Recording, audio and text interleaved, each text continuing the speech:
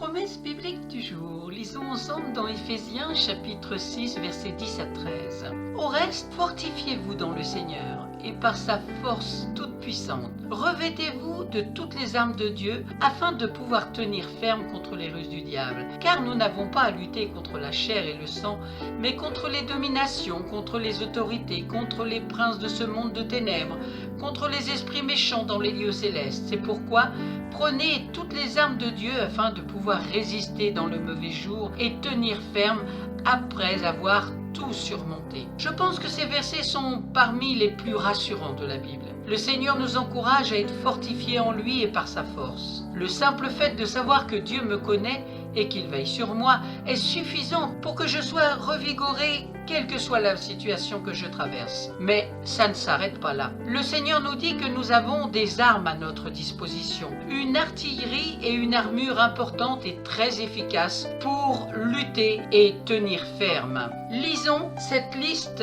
dans Éphésiens chapitre 6 versets 14 à 17. Il est écrit: Soyez donc prêts au combat, debout et ferme, que la vérité soit votre ceinture et la droiture devant Dieu, et les hommes votre cuirasse. Chaussez-vous du zèle courageux que donne l'Évangile pour annoncer la bonne nouvelle du salut et de la paix avec Dieu. Soyez toujours prêts à transmettre cette parole. En toutes circonstances, saisissez-vous de la foi, comme d'un bouclier comme lequel viendront s'écraser toutes les flèches enflammées de l'adversaire. Prenez le casque du salut, ainsi que l'épée de l'esprit, c'est-à-dire la parole et les promesses de Dieu. L'homme a un ennemi, le diable, dont le but final est d'empêcher quiconque de se retrouver dans le bonheur et la joie éternelle avec Dieu. Le chrétien doit en être conscient et se parer car il est la cible principale du malin. Les hommes de ce monde, ceux qui mènent leur vie loin de la grâce de Dieu, ceux qui rejettent la main tendue du Seigneur, ceux-là sont déjà dans le train de l'ennemi. Ils vivent pour lui, ils le servent, consciemment ou non. Leur maître n'a pas besoin de les combattre.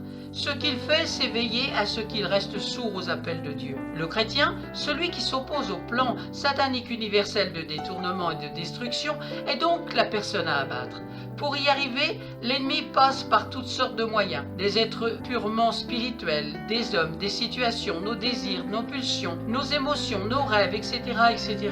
Il est tellement habile et rusé que parfois les moyens qu'il utilise passent inaperçus à nos yeux. Il s'avère donc absolument nécessaire d'user pleinement de l'équipement mise à notre disposition. Dans Éphésiens chapitre 6 verset 12, car nous n'avons pas à lutter contre la chair et le sang, c'est-à-dire les hommes, mais contre les dominations, contre les autorités, contre les princes de ce monde de ténèbres, contre les esprits méchants dans les lieux célestes, c'est-à-dire les esprits. L'équipement de guerre dont il est question est destiné à nous permettre de combattre le diable et ses anges. Il n'est pas là pour m'aider à combattre les hommes. Si Satan peut utiliser une personne pour m'atteindre, ma cible, ce n'est pas cette personne-là. C'est plutôt l'esprit qui la pousse. Les armes de Dieu sont assez efficaces pour atteindre cet esprit sans toucher l'homme. Celui-ci a besoin de mes prières afin que Dieu le sorte des ténèbres et que son âme soit sauvée. Les hommes ne sont donc pas nos ennemis. C'est Satan et ses esprits qui agissent derrière eux que nous devons combattre. Les armes de Dieu ont deux finalités. Numéro 1, la première, c'est me permettre de surmonter les épreuves, les tentations, les attaques spirituelles, difficultés auxquelles je fais face. Et la deuxième finalité, c'est me permettre de tenir ferme, de persévérer, de ne pas lâcher ou tomber après avoir tout surmonté. Nous sommes donc armés, nous qui avons décidé de vivre en suivant la voie du Seigneur, nous qui avons cru en Jésus et l'avons laissé venir dans nos vies afin d'en être le Seigneur. Amen. Je vous rappelle le verset clé, c'est dans Éphésiens chapitre 6 verset 10 à 13. Au reste, fortifiez-vous dans le Seigneur et par sa force toute puissante. Revêtez-vous de toutes les armes de Dieu afin de pouvoir tenir ferme contre les ruses du diable, car nous n'avons pas à lutter contre la chair et le sang, mais contre les dominations, contre les autorités, contre les princes de ce monde de ténèbres, contre les esprits méchants dans les lieux célestes. C'est pourquoi prenez toutes les armes de Dieu afin de pouvoir résister dans le mauvais jour et tenir ferme après avoir tout surmonté. Merci Seigneur pour ton aide et ton appui dans nos vies.